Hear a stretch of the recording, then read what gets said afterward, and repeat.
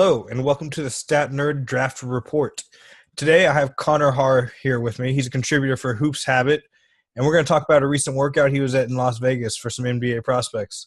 How you doing today, Connor? I'm all right, about as good as I can be. Long flight, but I'm excited. I had a great time in Vegas at the Impact Basketball Pro Day, and I'm excited to talk about these guys. Yeah, man, I heard you got invited to that pro day, and I was really excited for you. You're a really fast riser right now in this industry. So go ahead and follow Connor at Harr Connor at HarrConnor. He's got some great work at Hoops Habit, like I said. Let's go on to this first prospect. He's a player you've been raving to me about just nonstop, me and a few others, and for good reason. William McDowell-White. He's an Australian point guard. He played in Germany this past season. Can you kind of give us a breakdown of his game? Because I know a lot of people probably haven't seen much of him, and some areas where he really stood out at the workout. Yeah, I've kind of been trying to push hard on McDowell-White for everybody that I know. But as far as it goes, he was playing in German Pro A last year with the Bonich Young Pikes, and he's a 6'5" point guard, which is a great height for a point guard. And in my opinion, he's probably the second best passing lead guard in this class, which is his most alluring trait as a prospect. Probably, of course, next to Trae Young. And he's got tremendous vision, great with outlet passes, probably second best to Trae Young in that category too. Makes advanced reads out of the pick and roll. His vision extends way past the screener, can make all the skip passes that you want, one-handed passes, and anything really passer-wise, you name it. He's got great vision. At the workout, William was very impressive. He's not the type of player that you would think would thrive in these kinds of situations where it's more like athleticism-based stuff stands out, and that's not really his strong suit. But he showed off his improved shooting form and shot the ball very well in both individual settings and group settings. He defended Troy Brown very well, and I think that was something where on-ball defense is kind of a downside on him. So seeing him being able to defend wings like that, bigger wings at 6'5", and having somebody to stay on defense and not having to guard a crazy athletic lead ball handler in the future is something very promising. And overall, he just had a good showing, and I think the jump shot was really the most important thing. He only shot 27% from three-point line last year. So I think that he did great overall. So, yeah, you noted, I think, in your article that he was a much better shooter off the spot up, it seemed. I don't know if there was numbers behind that or not, but what kind of drills did you see him shooting in? Was it spot up, or was he shooting off the dribble primarily? They did both. A lot of mostly spot up shooting, mainly, where he really got to show off his form. And it was just about 3 or 5 shots from each spot, just moving around the court from each side, baseline, wing, top of the key, and just going around doing that. His pull-up is something that I think is personally good for mid-range. I think the three-point pull-up needs work. But as far as the pull-up went for mid-range today or yesterday, I think that his form that he's working with kind of gave him a little bit of trouble with that, where he's still trying to adjust on how smooth he can pull up from his new form. Interesting. Yeah, that can take longer than just a couple months to really adjust full time where you're just doing it without thought. That muscle memory gets buried deep. So what kind of potential role could you see for McDowell-White in the NBA? I really just see William as a quality backup point guard.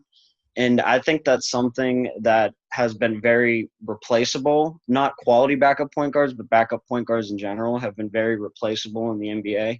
Feels like teams just get a new one or sign somebody off of G League on a 10-day contract, and it's just kind of like a crapshoot of who you want to plug in there. But I think the guys that stay around longer are the guys that really honed in on one certain trait or multiple traits as being somebody who's trustworthy, that can take care of the ball. He had a very high assist to turnover ratio this year. It was actually the highest out of any point guard prospect coming into the draft this year. And I think that he's somebody that can eventually fill a role off ball as a spot up shooter. And I think that he can, with time, work on just moving off the ball because he has such a high IQ passing. I can't imagine that he wouldn't have a high IQ off the ball as well. Unfortunately, he didn't get to see much of that in Pro A because he was basically it for his team. They had Louis Olinde, I think that's how you pronounce his name. He played in FIBA with Isaac Bonga. I think it was at the U19 World Championships last year. And he had a decent showing at the U19 World Championships, but he had a lot of injuries this year, and he really just didn't really do much for the team overall. But he had such a hard workload on his shoulders, but I think that he's somebody that can move into an off-ball role just because of how smart of a player he is. Yeah, that makes sense for that intelligence to translate. What are some areas you think that he could work on, realistically? Obviously, like if he becomes a 50% three-point shooter, that would be great. But like realistic areas of improvement, what do you think they are? Realistically, I think that he needs to work on becoming a more consistent finisher at the rim. I think he can do that. I think he has the frame to do that. It's 6'5". I'm not quite sure what his weight is, but looking at him at his pro day, he had a very strong frame.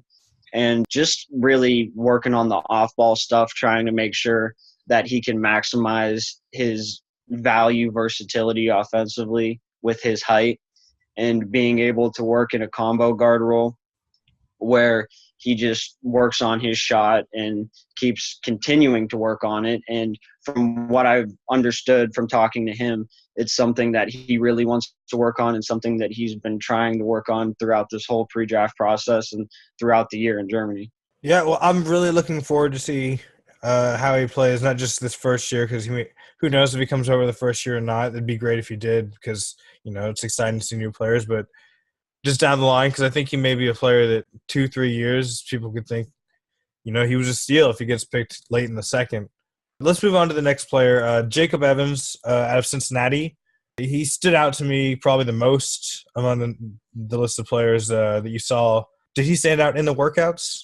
Evans was a guy that I was very high on coming in. I have him in the very early 20s on my latest big board that should be coming out soon. He had a tough group that he was in with in group drills with Kenneth Williams, the TCU forward, and they just really went at it and battled real hard, both of them playing great defense on each other. Overall, the defensive ability man-to-man on Williams really stood out, and also just how intense he was on defense. He's very, very competitive, and you could see that during the drills. Overall, I don't really think that my opinion changed of him in any sort of way, similar to how he was at the Combine, where he was just a guy that played great defense, made open shots when you needed to. And I think that's really just the role that you're looking for him to fit in. So I think I just felt a lot more confident about where I'm at with him rather than moving him up or down anywhere on my board. That makes sense. Increased confidence level is not necessarily a change in your board, but a lack of change for maybe the long term. You said he was in the early 20s on your big board. Do you think that's kind of his range, or do you think maybe he could go a little bit higher? I personally think he could go late lottery if a team really likes what they see in him as a 3-and-D. What do you think? Yeah, I definitely think that's a possibility. I don't know where exactly he would range at in the lottery of what a possible landing spot would be. I think I would put him in the mid to late first round, somewhere between 16 to middle 20s. I think that's a pretty safe range for him. I wouldn't be upset at all if somebody took him in the lottery. I think you're getting a pretty safe contributor. I think there's just other guys that could be hanging around at the lottery, like a Lonnie Walker or Zaire Smith, that just have a little more upside rather than just going for the safe bet. Yeah, it really just depends on certain teams' draft philosophies. Let's move on to University of Arizona's Rawle Alkins. Did he impress at the workout relative to your expectations coming in? I came in expecting a really good going from Elkins. He's one of those players that's very explosive, leaping. And when you get in those individual drills like that, with all the strength that he has, he could throw down some monster dunks and turn some heads individually. But where he really stood out to me was defensively in group drills. He was matched up with Eli Akobo, and I think that's probably one of the better offensive point guards. Maybe some people would say the second best offensive point guard to Trae Young. And he just really, really got into him, played him very physical and very intense, had no problem staying with him laterally. I thought that during his sophomore year, I believe, it was his sophomore year this year at Arizona, he kind of beefed up a little too bit. Maybe some of that had to do with the injuries and not being able to work out consistently. But he looked much slimmer, which I think was a strong point for him, because I think he did show some of the speed that he had freshman year. Now again in the pro day, where he was just overall just looked so much more athletic, looked like he had so much more energy, and just looked just in great shape overall for somebody that really kind of came in and you thought that he kind of lost a step or two because of how big he got. I can definitely see how his, size, even in a slimmed down version, could give someone like Okubo some trouble, because he definitely knows how to use his physicality, I think. And I'll preface this next question with my big board estimation ranking of him somewhere in the mid-30s. But I have seen Alkins high enough on mock drafts that I know some people consider him a surefire first-round pick. Do you think him being selected in the top 30 is like a slam dunk or more of a possibility? I think it's definitely more of a possibility than a certainty. I would probably prefer him in the first round just from what I saw. Just him being able to change his body type like that, I really loved. I don't know how much offensively you can get out of him. His form's just really unique, I would put it, and I think that's hard to translate, especially off the bounce. Takes him a while to get off his shot. But I really think he can fit in a role similar to like a Marcus Smart in Boston, where you're just a physical, intense defender that can guard multiple positions and hopefully eventually probably shoot better than Smart, but not him have the ability off the dribble and playmaking like Smart does. I wouldn't hate him being in the first round, even though I don't think it's likely, but I think it's definitely possible. Yeah, I see what you mean there. I just think that the Smart thing, I'm not sure that he's there defensively or he can even get there defensively. I think that Smart was just a solid defender all throughout, and if we're going to believe the Ayton stands, then he had no help at Arizona defensively. So I'm not sure where Alkins stands in that kind of a shifty slope. Yeah, I mean, I see what you mean in terms of kind of that sort of role, maybe a less impactful Smart, but, I can kind of squint and see it for sure. Yeah, I'm not going to say he has totally like the value of Smart, but that's the kind of role I would project him in, obviously in a lesser role, but a less important role, I should say. But I definitely think that that's the kind of archetype that he's going to try to fit in. Very fair. All right, let's move on to Troy Brown out of Oregon. He struggled shooting the ball last season. Was it more of the same at the workout, or did Brown show a possible improvement in that area?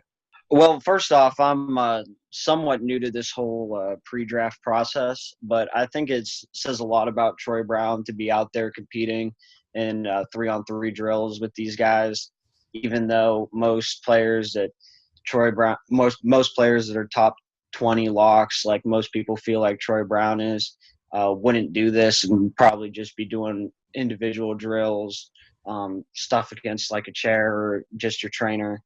But overall, I thought that his shot looked better. I wouldn't be all in on it still.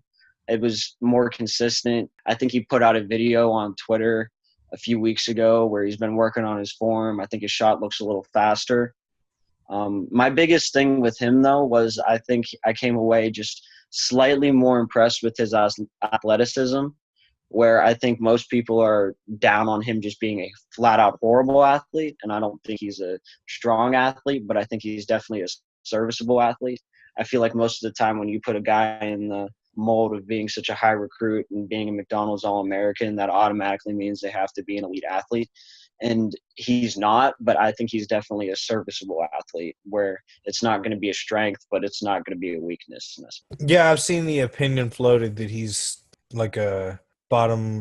There wasn't like an actual percentage given to him, but let's say it seemed like their perception of him was that he'd be a bottom 20 percentile athlete in the NBA, and I didn't see that out of him. I'd say I definitely wouldn't expect him to be upper 50th percentile, Yeah, I didn't see that he was so much of like a bad athlete that it's going to really be too much of a hindrance. I thought the shooting was more of a hindrance to his projection than athleticism. But if his shot isn't a reliable weapon, how much do you think that limits his ceiling and role? I think it impacts him really greatly. Like I said, I'm still not sold on the jump shot, and that's why I'm not going to move him anywhere from my board. I think I have him ranked 28th right now, and I can't really see that changing. To me, I think he needs to shoot. I think he's going to be stuck in sort of like an Evan Turner mold. Probably not as good as Evan Turner, honestly, but I think it really hurts him offensively on what he can do, being able to shoot and just being able to have that extra like creating space, having tighter defenders on you, attacking closeouts, harder closeouts when you can shoot better. I think it's just overall going to be a struggle for him to create offense for himself and be able to get into the lane and create offense for others without being able to shoot. I've gone to the Evan Turner comparison for him before. I think it's pretty apt. I mean, he is very good at creating opportunities for others with his dribbling, and I mean that should have some value if he can offset the shooting or get it to where it's not just a complete liability, because it is hard to get value out of players as the court becomes more and more space. The players who don't provide that spacing, or at least the threat of it, are just really hard to manage into a consistent role, I'd say, against good defenses that you're going to see in the playoffs. And I think that's the role of any team drafting wherever they're drafting, draft players that can help them in the playoffs. And if you're not drafting that way, I mean, I'm not sure I agree with your draft philosophy. So let's move on to Kenneth Williams next, out of Texas Christian. He's usually considered a high IQ player. I definitely consider him one. Was he able to show that in some way at the workouts? Yeah, I definitely think one of Williams' biggest strengths is his IQ. Overall, again, not the type of player that you would expect to shine in sort of this kind of setting where all the athletes really stand out. I think he showed a few things in pick and roll drills, did some handling along with some screening in the pick and roll drills, made some nice passes, very routine passes. There wasn't a lot of like rotations in the 3-on-3 pick and roll. Most of the time it was just the screener and the handler going at it, and you knew it was coming, so your pass had to be right on the money, and I think he did a good job with that, timing the pass as well. Overall, for the whole event, I think that him and Evans, once again, like I said, just really went at it. We're in an intense battle. I think Williams knocked down shots when he needed to, and I think that's really what you're expecting out of Williams in this kind of setting, is just making sure that he's putting on a good performance shooting and hoping that other teams will believe that his jump shot is real. Yeah, I was a believer in his jump shot, honestly. I think that it's something that, I mean, he's not going to be a contested, like, pull-up jumper kind of shot maker to me, but if you give him an open shot in the corner, I mean, it's not like you'd bet on it to go down because that'd be over 50%, but it's someone you'd bet would make it, I think, more than – maybe not more than the average player, about the average player. That's where I'll put him, about the average player. But if that doesn't translate, then his career may be short in the NBA, but in Europe, he should have no problem finding a role on some kind of team if his shot didn't translate anyways. Anything else he showed or didn't show that was noticeable? Not really. Like I said, he's not really the type of guy that you would really get a lot out of in this setting athletically. His one-on-one drills, just, they were there really. It wasn't really anything impressive. Shooting, just shot it really well. And I think, like I said, that's about all you can expect. I'm not somebody that's as high on Williams as others. I have him in the 50s on my board. I think it's right at 50 exactly. I'm not quite sold on just the whole playmaking aspect with him and where he kind of fits in, despite being a decent shooter. I'm not sure if he's going to be a knockdown shooter, and I think he adds some value defensively, but I don't think he adds enough value defensively where I could really just throw him on the court and expect him to play great defense and knock down shots when he's open. See, the role I see for him is a backup four that can come in. He rebounds well, so playing with the four, I don't think you worry too much about your rebounding falling off unless you have a complete liability there at the five. And he's not going to be the playmaker, I think, that like comes out and runs the pick and roll like he was doing in their 3-3 drills and pick and roll drills. But I do think he's a guy that can just make the right pass consistently. And he's going to make that extra pass whenever the defense rotates off the corner to him. He's just going to swing it right over there, I think, 80% of the time, if not 100%. And that's kind of a player I think that if he's an average shooter, like I was saying, and I agree with you, he's not going to be a knockdown shooter. He's not going to be 40%, I don't think. But if he's 36% and he's solid on the boards and he makes good passes, I kind of think that there's a spot in the league for that kind of player. No, I'd say that's definitely fair. I know a lot of people are very high on him. Just I haven't really thought about him in just as like a such a low usage role. So I think that that's a very realistic role, but I don't know just how much he adds value in such a low usage. That's a fair criticism. Yeah, I understand that. I think, at the low usage role, you kind of want maybe better defense than he brings. Not that I think he's a defensive liability or anything like that. He's probably maybe an average defender. I think he may have trouble with some of the small players in the switching culture that we're kind of entering right now. But, yeah, that's fair. It's such a low usage, you'd want him to be a plus defender. So, I mean, I see that point of view.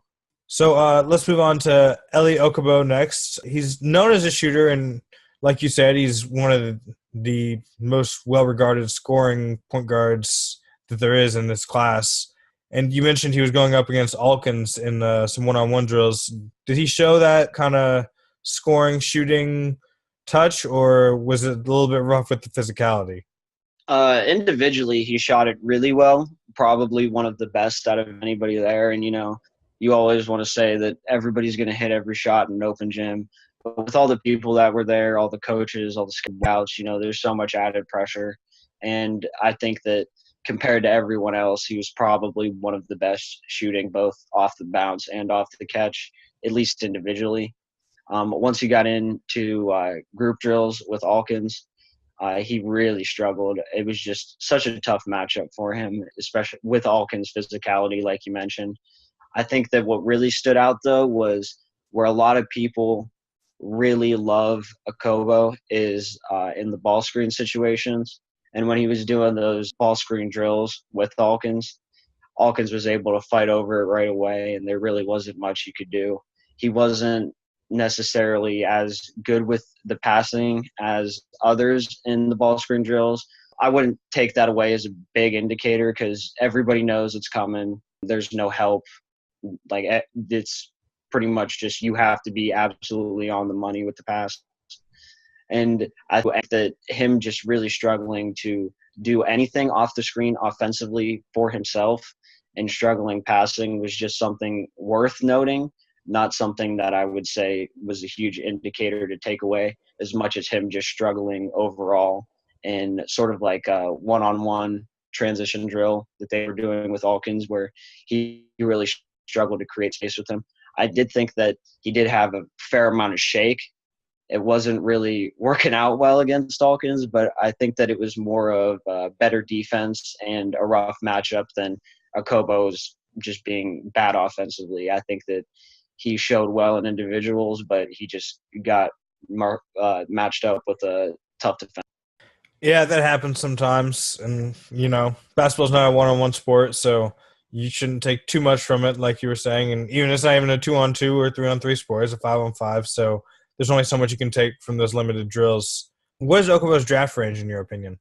Realistically, I think that he's probably a late first to early second round pick. I think he sneaks in the late first if a team can convince him to be stashed for a year. I don't think that he's really, it didn't seem like he was really that much into being stashed, although I think if he finds the right fit, and a team's very persuasive with the offer that they lay out for him, laying out a plan for him, I think that's something that he'd be willing to do. I personally have him at, I think, early 30s on my board, so I wouldn't be upset at all if he went to a team like the Suns who have an early second-round pick, and I think that would be a good fit for him as well. Yeah, depending on what they do with those earlier picks, that could be a really good fit. It's so hard to say what's going to be a good fit for those teams, with the Suns and the Sixers. When you get up to 3, 4, 5 picks in a draft, it's like, how do we know what's a good fit at the end of the at the end of the draft? But as of the roster now, he definitely is like a really fun fit next to Booker and whoever they add at number 1 and 16. So let's go on to DJ Hogue. I think that's how you pronounce his last name. From Texas A&M. He improved his efficiency this season, but he didn't really stand out there still. And do you think he brings enough outside of a kind of declining stock rate to get a team interested in him? I came into these workouts not really too crazy about Hogue. He was kind of just right outside my top 60, kind of hovering around, around the 70 range. Overall, he shot the absolute life out of the ball. And I'm not joking one bit. It felt like everything that he shot went in, both individually and in groups. Shot it really well off the catch, showed off some range, shot it well from off movement. He was in that group with Kenneth Williams and Evans in the group drills, and he just really killed it and stole the show out of those guys, at least if you were paying attention to someone else other than that matchup. I do think it's fair to take away that he was matched up with, I think it was Elijah Bryant from BYU. So he did have a fairly favorable matchup, but I think just being able to show that he can consistently knock down shots like he did is going to be a really strong indicator to how teams view him. He's got great size. I mean, he's listed at 6'9", and compared to all the other guys on the court, I mean, he looked every bit of 6'9". So I think that if he just consistently knocks down shots, he has a little bit of handling ability, not crazy amount, enough to attack a closeout. I think that there could eventually be a spot for him, but he definitely was very impressive shooting the ball. So, not to take any views away from the big board that you have coming out, which everyone does need to check out, but how much is he moving up from just outside the top 60 where he was? I'm looking at about 55. Nothing crazy. I'm actually going to pull it up right now, and probably right above Devontae Graham, a few other prospects that I would have higher than him, just Ray Spalding, Alonzo Trier, Grayson Allen. I mean, I don't think it's anything crazy movement. Like I said, you don't want to take away too much from this. I don't think that you want to be able to look at his whole body of work still, but I think that him shooting well was encouraging, but that could just be one hot night.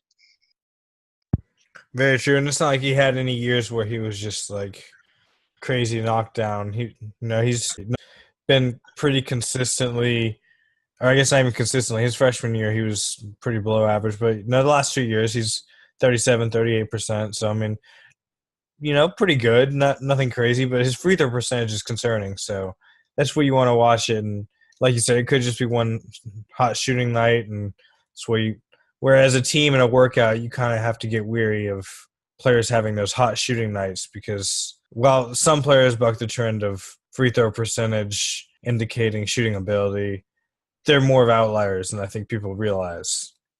You don't get Bruce Bowen every single time where he's got a higher three-point percentage and free throw percentage for a season. That's definitely true. I definitely take free throw percentage into account. And like I said, it's not a huge movement for me. I'm not crazy high on any of those guys like I mentioned. So I think it was just a nice thing to see overall. But like I said, you're not taking away too much from this. But he definitely helped himself a lot more than a lot of other prospects there. That's really all you can ask from him. Move up a little bit on someone's board every time they see you, and you'll be happy with your positioning by the time it matters probably. Let's move on to the last prospect of the day that we'll be talking about, Brandon Mccoy out of UNLV. He's received a lot of heat for his defensive woes, but his offense could be a legit weapon. What did you see from him at the workout? He was fine, really. I don't really think he stood out defensively. I think he looked good defensively, but you got to take it away from his matchup. Honestly, I don't even know who he was guarding. And that says a lot because I do so much homework on these guys. I actually might have to find his name on the program later and Google him. But he was really the only real true big man prospect, and I think that he really benefited from that and made him look more impressive than he probably was. I think that overall he did a lot of perimeter shooting stuff in his individual drills, even tried to handle the ball a few times on fast break drills coming off the court. And I think that he was just really out there trying to prove that he's going to be willing to work to be more of a modern big man as much as he possibly can offensively.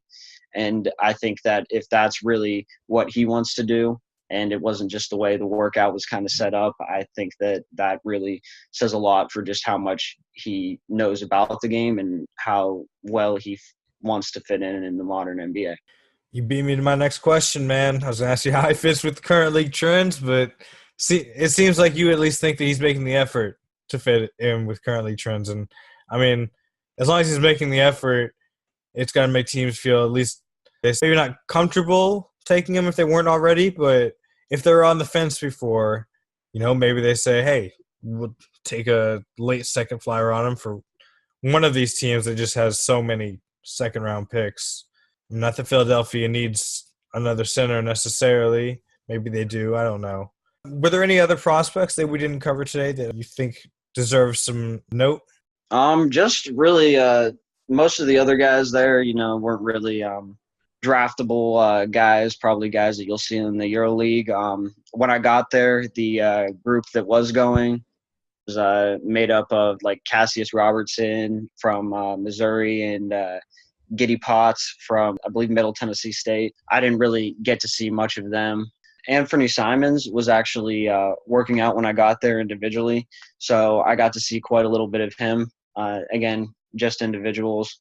I think he shot the ball a little bit better than I anticipated, comparing him in individual shooting to everyone else. Overall, he's one of the guys that you would expect to just blow people away with his athleticism, his leaping ability. I mean, he just glides through the air. I think he still showed that he has a long way to go. He working on one-on-one moves. He wasn't very smooth with any of them. His handle definitely needs some work. And overall, just his body, you could tell that he was a high school kid in a gym with guys who look like grown men at 20 years old.